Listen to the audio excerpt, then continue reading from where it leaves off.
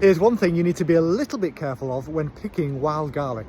And it's a plant called Lords and Ladies, also known as the arum lily. Now, Lords and Ladies is toxic. It contains things called calcium oxalate crystals, which cause irritation to the skin or the mucous membranes of the mouth and throat.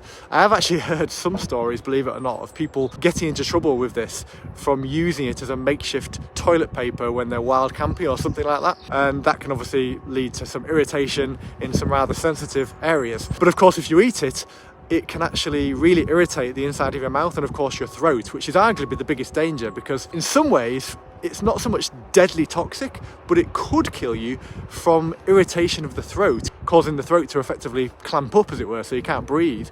Now, the problem with Lords and Ladies in relation to wild garlic is that it's very common.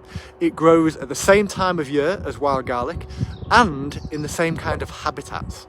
As you can see here now in this patch of wild garlic, there is Lords and Ladies growing not just near it, but among it. And that's very common, I see that a lot.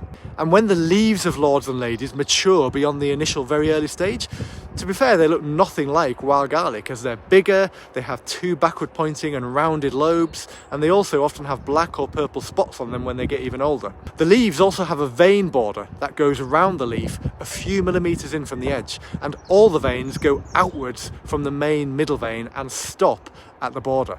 This is completely different to wild garlic's veins that run down the leaf alongside the main central vein. And the danger comes from the fact that when the leaves of Lords and Ladies are young, they do look similar enough, certainly similar enough not to be noticed if you get a bit complacent, especially if you are picking wild garlic in clumps.